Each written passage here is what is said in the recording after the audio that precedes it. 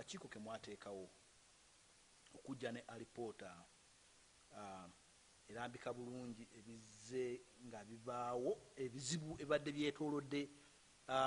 leadership eya Buganda Parliamentary Caucus ebaddewo abangi gye mugamba ebaddewo mu bukyamu omwezi guweddeko gwe mwaweereza caucus practically bayingidde mu wiiki emu plus twandyagadde okutegeera ki ekiriwaawo ekitagenda mu maaso because badde tumanyi chairman musajja ategeera ebintu abimanyi era ne bwali nga mumulonda yasuubiza eggulu n'ensi ye omwezi gumu gujja mumala ne komiti ye oyo mwami Mathias Mpuuga naye ng'ebintu kirabika kintu kimuzitoweredde. Buganda yesinga wano abaka ba palamenti abangi Buganda caucus naye omu ku caucuses ezisinga okuba nga ziri totally disorganized oba ezitakwatagana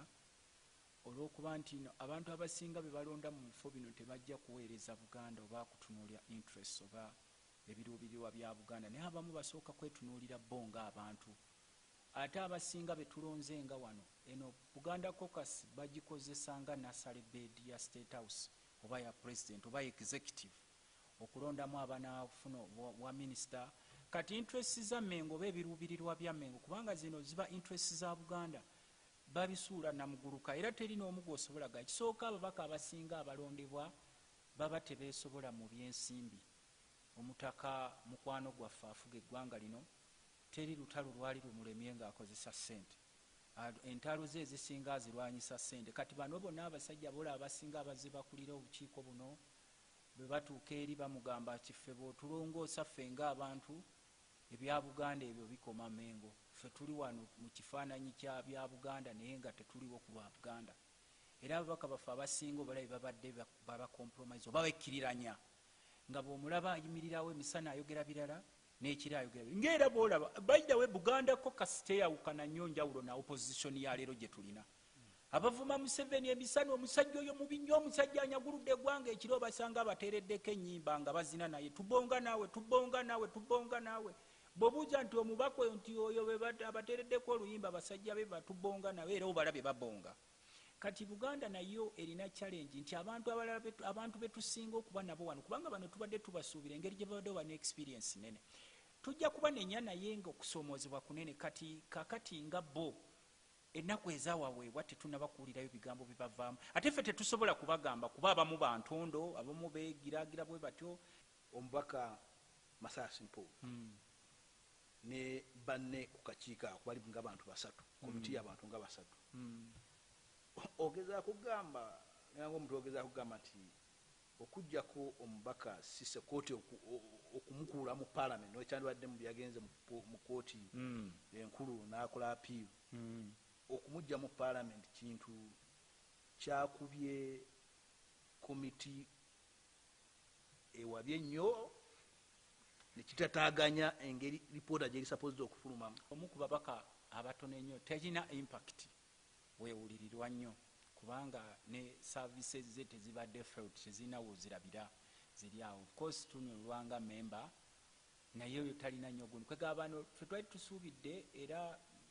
nze kyensuubira oba babadde bakoze nti bajja kukola ripooti bayite abantu kubanga kati palamenti weetuuse wano etandise ze bayita busy activities schedules zitandise okutuula mu bukiiko mu committees plenary zitandise n'ababaka abamu batandise okufuna eŋŋendo ezigenda e Bulaaya kati bano oba balonze oba tebalonze kati nga era bw'obadde omanyi nti abantu babadde baweddemu nnyo amaanyi abantu batunuulira Buganda caucus ng'etakyabayamba kuba baali balowoozezza nti bwe oteekawo caucus eno ejja kuyamba okuleeta views z'abantu abava mu Buganda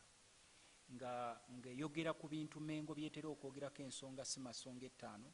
naye buli wootunula ennyo era kyekimu kifaanana ne caucus zaffe ezibadde nga ezoogera ennyo federo naye ng'oba olinda omuntu ayimirira ku floor wali oba mu palamenti mu mbeera ano mu palamenti owulira ayogera ku kya federo buli omu agenda yeeveera mpola mpola kwegamba nze ndaba nti issue eno nene okusinga ne ku buno obukiiko bwa interim bwe twataddewo bano be twataddewo balina experience bali badde bazzaamu amaanyi kubanga ababaka abasinga bapya bali badde bazzaamu abantu amaanyi ne bagala tugenda kukola kino tugenda kukola kiri naye bw'owulira nabo basirise usanga nabo balina challenges oba balina okusoomoozebwa okuliwo kuba tetusobola kubagamba nti kati mukole kino ng'era bwe mubalaba enfaanana yaabwe abasinga nga ekwata ku oba byetuze nga tuwulira nti waliwo omuzannyo ogugenda mu maaso nga kirabika gwe guvuddeko n'okuba nti ripooti eno temugifulumiza mu mwezi gumu ogwabaweebwa komiti gundi Buganda Parliamentary Caucus. Ensonga ey'okugamba aba opposition olubato olwaba opposition luli mu Buganda Parliamentary Caucus lwagala kweddiza buyinza obwa caucus eyo mu ngeri etali nnambulukufu. Ekyo sisobola kiwakanya naye ate sisobola kukigira kubanga n'aba opposition obalaba nti okulonda wano tulina ffe tukaaba rule of law democracy agamba tulonde kati bwe tuba tusazeewo nti obuyinza tuba tubuwamba buwambi ngeri y'ekivandu tukijja kola naye nsuubira okulonda kuno nga weekuli omanye abeenaale mu bangi kati ate omukulu oli ali mu state house alina nnyo interest mu kabondo kano era naffe badde batugamba nti tusobola kufuuka kyamaani wa kabondo kano aka Buganda okujjako ng'oliwo enaalemu kubanga mu muwendo batusinga mu mbeera yonna ffe aba opposition tuli batono ate n'abatono nnyo be tulina abasinga bonna bekompromisinga bekkiriranya ng'era boolaba abantu baffe abasinga abawoza Museveni agende naye bw'ogenda n'odiginga diipa mwe mubadde wano abamawulire n'odiginga diipa ogenda okulaba eyagamba Museveni agende n'okwata ku ttama n'osirika n'ogamba aboka abafuulinge abeeyo naye nze mutegeera naye kati era naffe wano ku kasi yaffe eno bwetuwere ffe twali tusuubira abantu bavaayo nnyo n'ebiruubirirwa ffe oba okulonda weekuli oba tekuliwo kubanga nabana ababaddewo babuuza batugasizaaki boogera bagala nnyo okweraga wano ti tensimanye ebya Buganda biki kati wabeerawo activities nnyingi n'ogamba omubaka contribute kuba kabaka takuŋŋaanya musolo era ogenda okulanga baddeyo kiri kye baasiriwazanga abantu mbu simanyi tugenze kulwanirira federo bw'obuuzanga gwe oli munnamawulire wano tindagayo ababaka abayimirira ne boogera ku kigambo federo ku fulo ya parliament ne bw'obeera omu you can be counted ogenda okulaba nga beevera nolwekyo kati eno kokasi oba bannaffe bwe bagamba nti oliwo opposition nze ndi opposition kituufu ndi wa DP twandyagadde okutegeera bwe kibanga kituufu kino kye mugezaako okuggusa mu maaso g'abangi ennyo abayenaale oza mumalako kati ba abeenaalemu bakomple nga bwe bagamba tetujja kumalako kubanga ffe we are advocates of democracy or rule of law naffe tugamba nti amateeka gakole ki getulina okukola kati simanyi nange nkyalinda kubanga sijja kuwulira gwa kalenzi kasiwulidde gwa kaki gwa kawala babeenaalemu eyo complaint ya gye bagamba mbu twagala kukiwamba ffe tuba tuzze twali badde tufrontinganga interests za Buganda n'omuntu alina obusobozi nze for example sisobola kugamba nti ono mulonze mugundi lwakuba nti weenaalemu lwakuba opposition ng'era wenkuwadde ekyokulabirako nti si buli opposition gwolaba nti opposition leero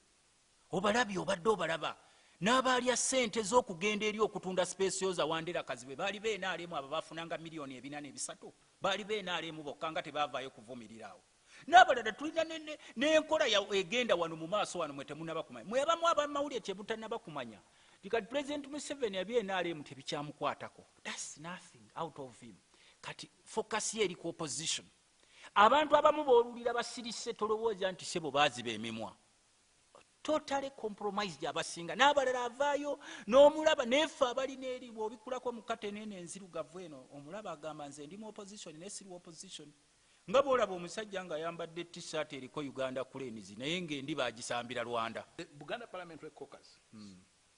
akabondo ka Buganda Parliamentary Caucus sigayinanga caucus nze njiyita club y'ababaka abava mu Buganda ate era kituufu ogiteekera nalyagadde okutegeera okuva gy'oli gwe analysis yo gy'okoze emyezi gy'omaze wano bw'otunuulira club eno y'ababaka abava mu Buganda mu myaka 5 ejijja ina kyegenda okukolawo kati tulina ffe n'ababaka bemuyita aba Buganda Caucus nga tatuulanga namu ku Buganda Caucus kati ow'ekitiibwa Honorable Sam Kuteesa n'omugamba ebya Buganda Caucus akubuuza ebyo bye biki era gwe oli w'amawulire akavalinze wano akavalingawo bw'olireetayo kagundi konna kasikuti sebo nga kali Sam Kuteesa atudde mu Buganda Caucus wano sebo nja kagulaako nze nkakweyame kaakati kati abamu bagitunuulira ne batwanda mininga kubanga era nze ensonga lwaki nali ndeese ekirowoozo ne ŋŋamba nti tuteekewo Buganda Caucus ne Baganda Caucus Buganda Caucus etunuulira abantu ba Ssaabasajja Kabaka bonna abali mu Buganda abatali Baganda bafuuka ba MPs kubanga kati buli ovayo okwogera ku bya Buganda obanga ayogera ku Uganda. Buganda Caucus erimu ababaka bangi nnyo, almost more than 60%. Nanti nkugamba abatali abajja ne bakiika mu Buganda naye nga si Baganda. Kati ne bw'oyogera ku nsonga za Buganda bagamba tubuulira biki ebyo tetubitegeera ebyo. So ate batuula mu Caucus ziri endala. Ffe kati wano oteekawo Buganda Caucus n'ogya era wano tewakyaliwo kaama. Nabagamba tuteekewo Buganda Caucus ne Baganda Caucus. Baganda Caucus etunuulira interests za Buganda eyo. Naye kati okimanyi nti Baganda have become the minority. Kubanga era ne bw'ovaayo okwogera nga bakutiisatiisa nti simanyi oyo asosola mu mawanga kati ate bw'oleeta ensonga ya Buganda wali nga bakugamba ogenda okutunulamu babalabamu ekizibu kyammwe esente. Kati era nze sikyanenya nnyo President Museveni. Nze ondaba wano ndi opposition nga bw'ogambye, naye sikyanenya nnyo President Museveni kubanga abantu baffe wano mu Buganda baagala ssente. Era President emabegakaawo twali tuwandiika ebbaluwa ng'agenda atema constituency aleeta abantu be n'abateeka wano mu Buganda nga bw'abatemera constituency obawa ssente kuba yakimanya nti ekizibu ky'Abaganda ssente. Bo kasita obawa ssente osobola obbafuga n'oteekawo constituency n'oleeta abantu n'obateekawo ne twogera omuntu bugamba nti ejjoogeri eririwo ow'ekitiibwa President n'oleeta ng'abantu bo ng'obateeka wano obawa constituency. Naye ngenda okwekanga ng'abantu bawaffe wano omanyi abantu bawaffe wano mu Buganda Abaganda baagala ebintu bisatu. Baagala nnyo obulamu obuli soft. Osobola bakola kyonna kyoyagala songa zibaweza kasita obawa ssente. Era nti era kyovudde olaba ffe wano ffe mu Buganda wano ffe tusinga okuvaamu abakulembeze mu gavumenti abatali relevant to the country. Kasita omuwa emmotoka n'omuwa owa poliisi amuggulira n'atuula ng'emabega eri ne bamuggulira ne bamuwa ne ku kasente ne bugundi ng'ebyo biwedde ye taspiringa full power. Ekyo Museveni bwe yakiyiga n'amanya nti aba wano baagala soft life. Bakwata omuwe emmotoka baagala okweraga ebitiibwa muwe owa poliisi amuggulira baagala ssente muteekerengayo ku akawunti nga ne wiikendi agenda eri ne bamuleetera kuleetiza soda ne bbiya ne bamanyoyo naye nga talina maanyi alina ebitiibwa naye nga talina maanyi. That's all. Kati nkuwa ekyokulabirako ffe wano nga Buganda region tulina omusajja nga vice president Sekandi naye bwe nkulaga impact ye teriiwo. Impact ye yenkana n'RDC deputy RDC wano teriiwo n'RDC ayinza omusinga. Era ogenda n'obuuza nti ono vice president atuyangaga nti omusajja muleke ye teyajja kukolera aliwo ku lwakuuma kitiibwa kye wali eri kumuvuganga mu mmotoka ne bamugulira ne bamukubira saluti n'atafuna jjaamu akagombe ne kamugoberera naye ebyo ebyammwe ebya Buganda musigalire eyo. Kati Sekandi wali omulabyeko mu Buganda Caucus? Gwe Sekandi wali omulabyeko mu Buganda Caucus? Naye wali omulabyemu obeera memba nga twatendinga? Kakati kati nkugambye nti nabo olindeeterayo ku kasikuluputi nga kalimu Sekandi nga Buganda Caucus ng'etudde n'omukulu Sam Kuteesa n'abalala sibanenya bamukulu Sam Kuteesa n'abanaabo. Naye kati ono mukulu Sekandi yali badde ateekamu input y'amaanyi. Era wano Museveni bw'abagoba ku bifo nga batandika okukaaba nti ffe ng'Abaganda era nakuluno President Museveni mukooneramu ne bw'olonda n'otuwayo omuganda omu naye ng'ali relevant n'otatulondera guno muyeye gw'abasajja abatali relevant kuffe abo n'oyimirira nabo ng'obalaba mbusima ebiva mu Buganda naye nga tebalina mugaso ne Caucus zituula tebasobola kuyamba ne bweba contribution. Kakati Kabaka ali wali tunoonya contribution ya cancer run